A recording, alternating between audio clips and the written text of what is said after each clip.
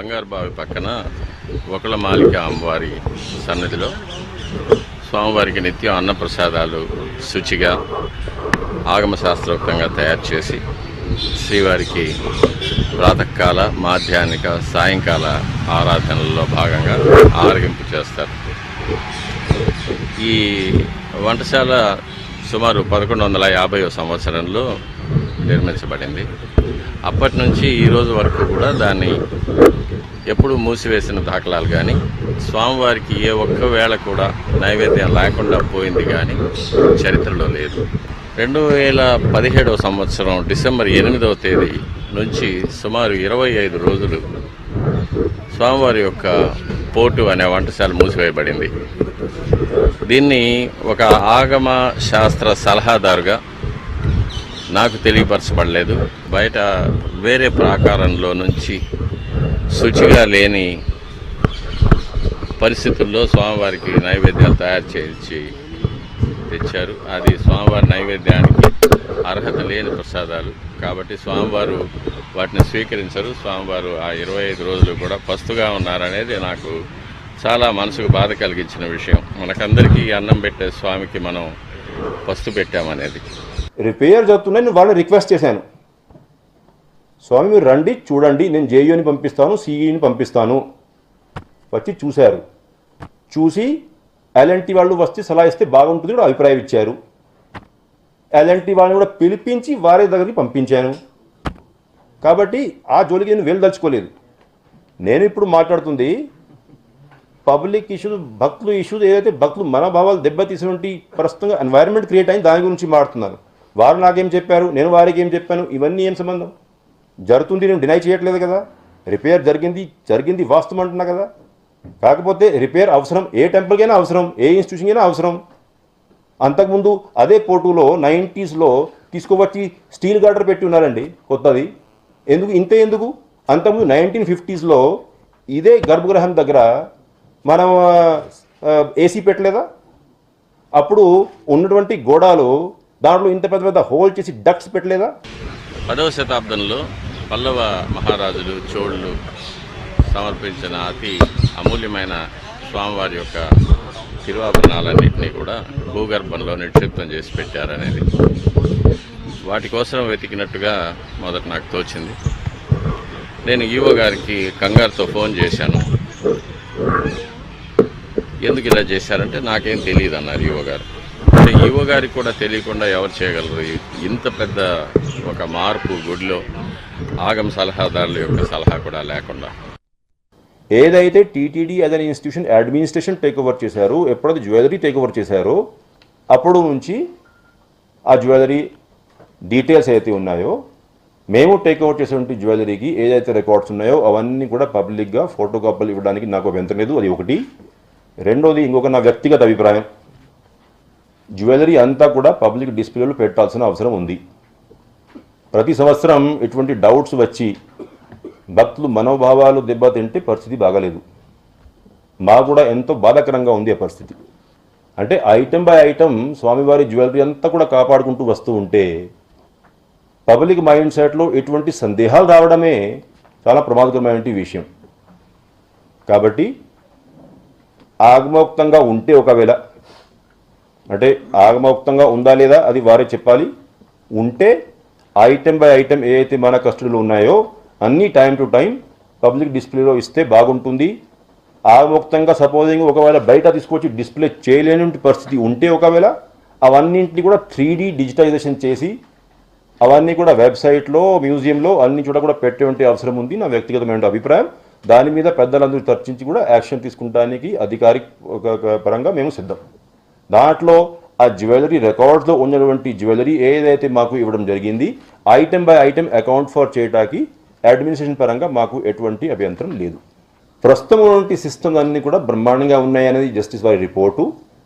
ఆ సిస్టమ్స్ వరకు ఇంకా ఏమైనా సలహా సూచనలు ఉంటే దీన్ని ఇంకా ఏ విధంగా పకడ్బందీగా చేస్తే బాగుంటుంది అనే అభిప్రాయాలు ఉన్నా కూడా మనం ఇంప్లిమెంట్ చేసేటువంటి పరిస్థితి ఉంది. పబ్లిక్లో మనం డిస్ప్లే చేస్తే ఆగముక్తంగా ఉంటే, ఒకవేళ డిస్ప్లే పర్మిషన్ ఉంటే డిస్ప్లే చేస్తే భక్తులు కూడా నమ్మకం కలుగుతుంది. కాబట్టి వారు ఏం చెప్తే అది. నేనైతే విలింగ్, అంటే మా కస్టమర్లో జ్యువెల్స్ అన్ని సేఫ్గా ఉన్నాయి. ఇవాళ నిరూపించాల్సిన అవసరం ఉంది కాబట్టి భద్రత ఒకటే కారణం అయితే 100% సఫిషియెంట్ సెక్యూరిటీ పెట్టి మేము కనీసం నమ్మకం కోసం అయినా ఇవి డిస్ప్లే చేయాల్సిన అవసరం ఉంది, డిస్ప్లే చేస్తాం. After that long term base మీద ఒక్కసారి భక్తులందరూ చూశాక నమ్మకం ఏర్పడ్డాక మళ్ళీ షిఫ్ట్ చేస్తే వేరే విషయం, కానీ డిస్ప్లేకి నేను సిద్ధం. సుమారు 2001 సంవత్సరంలో గరుడ సేవ నాడు స్వామివారికి సమర్పించిన ప్లాటినం హారం, అందులో మధ్యన నడిమి నాయకం పథకం అంటారు, అందులో ఉన్న ఒక గులాబీ రంగు వజ్రాన్ని భక్తులు విసిరిన నాణ్యాల తాకిడికి పగిలిపోయినట్లుగా రికార్డు చేసి అది కనిపించకుండా పోయింది. అది 2001 సంవత్సరంలో జరిగింది. దాని తర్వాత ఈ మధ్య పేపర్లో జెనీవాలో అటువంటి గులాబీ రంగు వజ్రమే ఒకటి దాదాపు 500 కోట్లకు ఏలం పోయిందని కూడా చదివాను. వజ్రము నాణాల తాకిడికి పగిలిపోవడం అనేది ఒక శుద్ధ అబద్ధం అనేది. అది ఏమైందో తెలీదు. అది అలాంటి వజ్రమే మొన్న పేపర్లో కనిపించింది. ఏదో కోట్లాది రూపాయలు పింక్ డైమండ్ బయట ఆప్షన్ అయింది, దాని మీద సిబిఐ ఎంక్వైరీ జరగాల్సిన అవసరం ఉంది. ఇప్పుడు ఈ మధ్యలో ఏమైనా జరిగితే మనం అనుకోవచ్చు. ఇది జస్టిస్ ఎం జగన్నాథ్ రావు గారు ఇచ్చిన రిపోర్ట్లోనే అప్పుడే ప్రస్తావించారు. అప్పుడు ఆఫీసర్స్తో ఎంక్వైరీలు ఇవన్నీ చేసి, ఇప్పుడు ఇవాళ మనము అలిగేషన్ వస్తే సేల్ అయిందంటే మనం కొత్త అధికారులు స్టేట్మెంట్స్ తీసుకుంటే మ్యానిపులేటెడ్ స్టేట్మెంట్స్ అని అనుకోవచ్చు. అప్పుడు ఆ జస్టిస్ గారు ఇచ్చిన రిపోర్ట్లో 2009 ఎప్పుడు they were asked about the alleged loss of pink diamond. It was stated that in 2001 what got broken was not a pink diamond but a ruby, and that it was noticed that it had fallen down when the Utsav Murtis were being taken in procession during Brahmotsvam in the function of Garuda Seva. It is said that several pilgrims, particularly those from Maharashtra, throw metal coins on their deities during the procession, and some stones like rubies, which are very delicate, sometimes get broken. That actually happened in the case of this ruby. When it had fallen down, the chief priest, Mr. A.V. Ramana Dikshitulu, noticed it was missing, and all those present searched the area immediately around the feet of the idol, and a deep search in the flowers and other material revealed the fallen ruby, which had broken into pieces, and some of those pieces were retrieved, and this fact was entered in the Tiruvabharanam register. అంటే కొన్ని pieces అప్పుడు దొరికినాయి కూడా అప్పటికప్పుడే. The broken pieces are still available and are in the custody of the peshkar. ఇవి ఇప్పుడు మా కస్టడీలో ఇప్పుడు ఉన్నటువంటి broken pieces.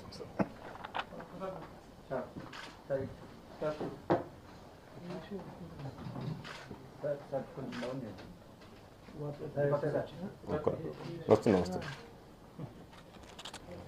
Subsequently, that particular part of jewelry was filled up with a pagadam in place of kempu. The value of the kempu at the time in 1945, when it was donated by the Maharaja of Mysore, was rupees 50. 1945. This information was furnished to the High Court by the TTD. స్వామివారి యొక్క సంపద పోయిందనే ఒక ఆవేదనతోనూ, స్వామివారికి నైవేద్యాలు లేకుండా పోయిందనే ఒక మనోవేదనతోనూ, స్వామివారికి అపచారం జరిగిపోయింది, ఇందువల్ల ఎటువంటి వైపరీత్యాలు సంభవిస్తాయో అనే ఒక భయంతోనూ ఈ రెండింటినీ కూడా నేను బయట చెప్పాల్సి వచ్చింది. దానికి నా మీద ఒక